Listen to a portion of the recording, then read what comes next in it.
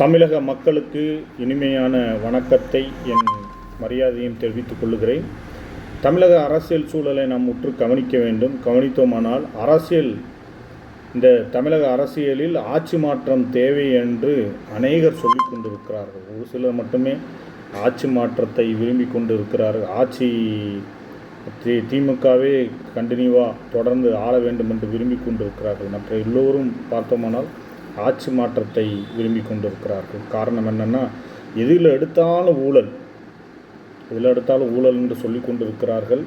ஒரு விஷயத்தை நான் கேட்க விரும்புகிறேன். என்னென்னா, யாருடைய ஆட்சியில் இதுவரையிலும் ஊழல் இல்லாமல் இருந்தது என்று எனக்கு தெரியவில்லை. தெரியல. ஒருவேளை உங்களுக்கு தெரிஞ்சிருக்கலாம். அப்போ யாருடைய ஆட்சியில் ஏடிஎம்கே பீரியடில் ஊழல் இல்லாமல் இருந்துச்சா, டிஎம்கே பற்றி கூற சொல்வதற்கு என்ற கேள்வி எழுகிறது. இருந்தாலும் அது பரவாயில்ல. அப்போ ஊழல் இருக்கிறது. மற்றபடி இவர்கள் மீது குறை சொல்லும் அளவுக்கு வேறு எந்த குற்றச்சாட்டும் இல்லை.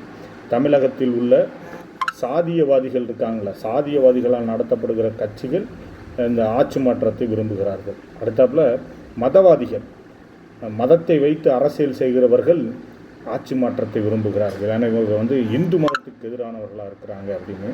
சாதி வெறியர்கள் என்ன சொல்கிறாங்கன்னா, இவர்கள் நாங்கள் எங்கள் சாதிக்கு எதிரான பிரச்சனைகள் வரும்பொழுது இவர்கள் எங்களுக்கு ஆதரவாக இல்லை, சாதி வெறிகள் ஆதரவாக இவங்க இல்லாமல் இருக்கிறாங்க அப்படின்னு அவங்களுடைய குற்றச்சாட்டாக இருக்குது. அப்போ ஆட்சி மாற்றத்தை விரும்புகிறவங்க மதவாதிகள், சாதியவாதிகள் 2 பேரும் ஆட்சி மாற்றத்தை விரும்புகிறாங்க.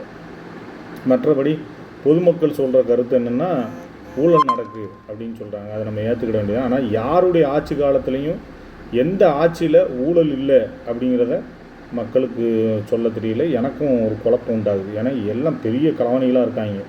ஊழல்ங்கிறது சொல்ல முடியாது. அது எல்லாருக்கான ஒரு ஒரு வலிமையான பொருளாதாரமாக அது இருக்கிறதுனால அந்த ஊழல் பணம், அதனால் அதை நம்ம பண்ண முடியல, அதை நல்லா சொல்ல முடியல. அப்போ குறிப்பாக நம்ம பேச போகிறது என்னென்னா, இன்றைக்கு இந்த சாதி வெறியர்களும் மத வெறியர்களும் எதற்காக ஆட்சி சரியில்லை அப்படின்னு சொல்கிறாங்கன்னா, அவர்களுடைய செயல்பாடை இந்த திராவிட மாடல் சித்தாந்தம் தடுத்துக்கிட்டே இருக்குது. என்னென்னு பார்த்தோம்னா, இந்த திராவிட மாடலுடைய சித்தாந்தங்கிறது எப்படி இருக்குன்னா, மதவாதத்துக்கும் சாதியவாதத்துக்கும் எதிராக இருக்குது.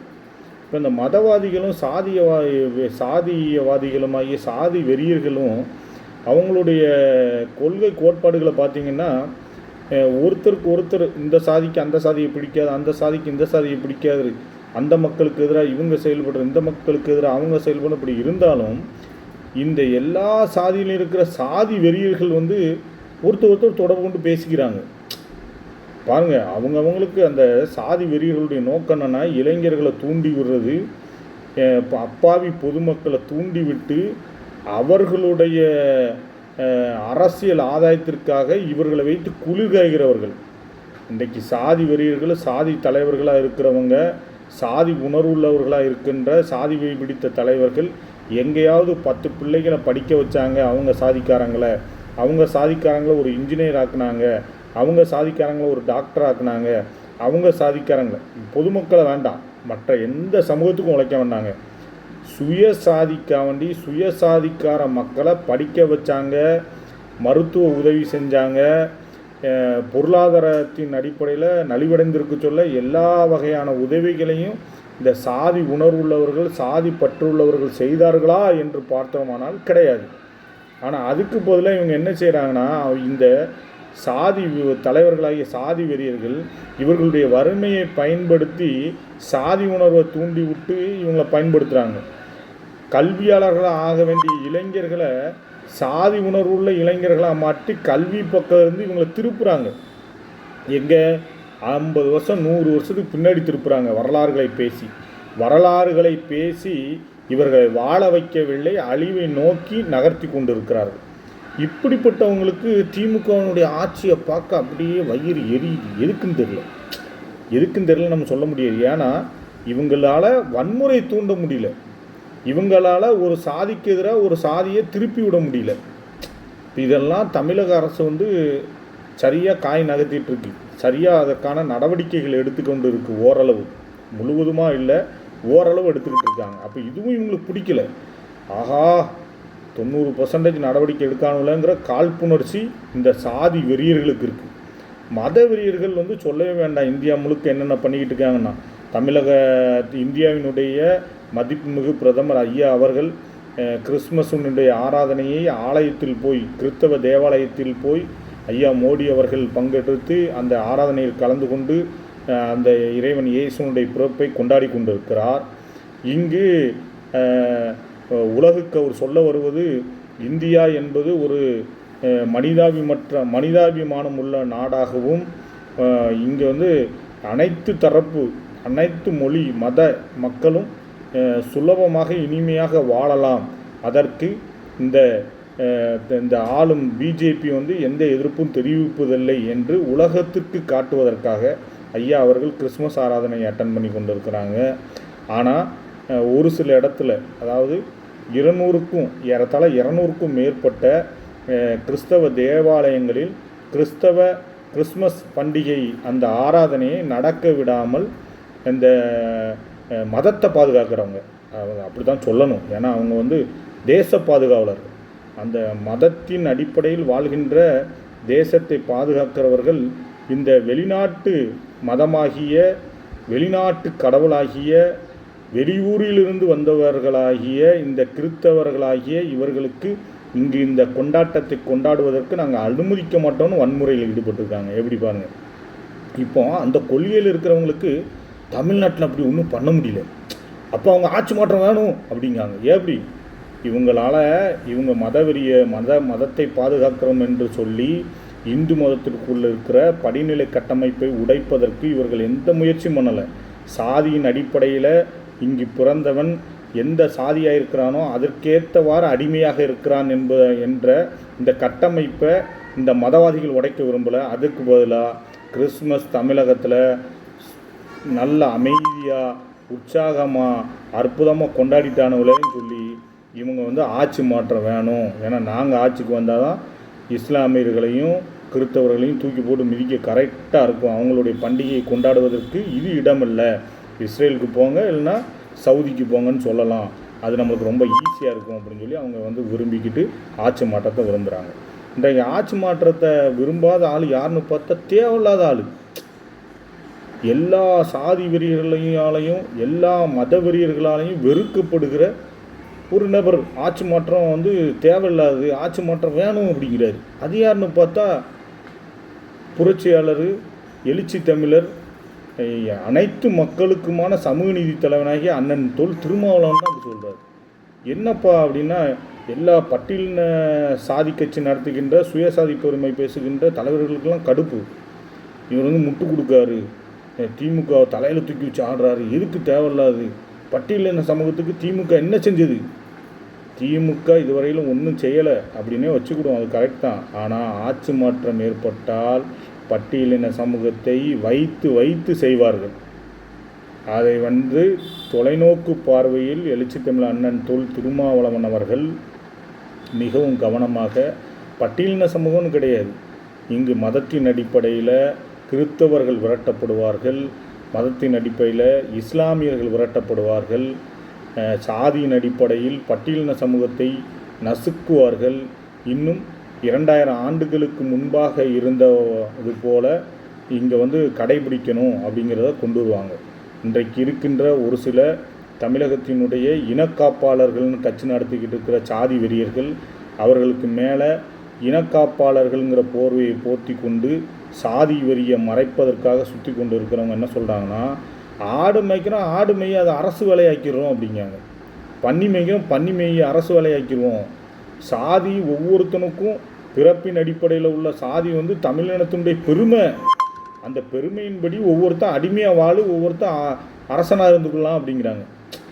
இன்றைக்கு பிறப்பின் அடிப்படையில் என்னுடைய அப்பா பேரை மறக்க சொல்லலை, என் தாத்தா பேரை சொல்லாட்டினாலும் எனக்கு பிரச்சனை இல்லை, என் பூட்டம் பேரை எனக்கு தெரியாட்டினாலும் பிரச்சனை இல்லை, என் சாதியும் என் சாதி வெறியும் என் சாதி உணர்வும் என்னுடைய ஆதிக்க மனநிலையும் மாறக்கூடாதுங்கிறத தேசிய தமிழ் தேசம் காக்க நினைக்கிறவங்க பேசுகிறாங்க.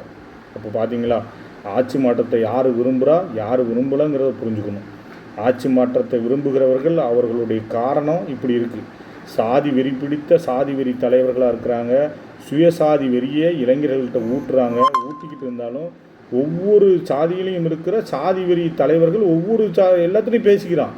சமத்துவம் அவங்ககிட்ட கடைப்பிடிக்காங்க, சமூக நீதியை கடைப்பிடிக்கான். எப்படி சாதி வெறியில் நான் இளைஞர்களை தூண்டி விடுறதுக்கும் வன்முறையாளர்களை ஆக்குறதுக்கும் படிப்பறிவு இல்லாமல் அதிகாரத்தை இழக்க வைக்கிறதுக்கும் வேலை செய்கிறேன்.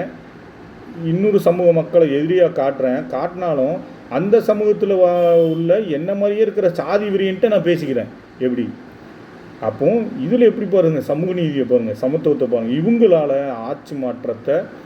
ஆட்சி மாற்றத்தை விரும்புகிறவங்களா இருக்கிறாங்க. இந்த ஆட்சி இவங்களால் பொறுக்க முடியாமல் இருக்குது. அப்போ மக்கள் ரொம்ப கவனமாக கேட்டுக்கோங்க. வட மாநிலத்தில் அது நடக்கு இது நடக்கு எது நடக்கோ அது வேண்டாம். நம்ம கண்ணுக்கு தூரமாக இருக்கிற காதால் கேட்கப்படுற ஒரு விஷயங்கள் இன்றைக்கு வலைதளம் இருக்கிறதுனால வீடியோவாக பார்க்குறோம், அது இருக்கட்டும். ஆனால் தமிழ்நாட்டில் இதுவரையிலும் நம்ம வாழ்க்கையிலேயே கண்டிராத மிகவும் மோசமான அருவருக்கத்தக்க கேவலமான விஷயங்கள் எல்லாம் நடக்கும் ஆட்சி மாற்றம் வந்தால். ஏன்னா கிறிஸ்தவர்களை துன்புறுத்துகிற வட மாநிலத்தை பற்றி, அங்கு நடந்த பிரச்சனைகளை பற்றி இங்கு வாயே துறக்காத இந்த தமிழகத்தினுடைய ஆட்சி மாற்றத்தை விரும்புகிற, தமிழக மக்களை தூக்கி அரியணையில் அமர வைக்கின்ற, தமிழக மக்களுக்கான அனைத்து உரிமையும் பெற்று தந்து தரப்போகின்ற ஐயா எடப்பாடியார் கூட பேசலை. அடுத்தாப்புல எதுக்கெடுத்தாலும் வாயை திறப்பார் எங்கள் அண்ணன் ஒருத்தர்.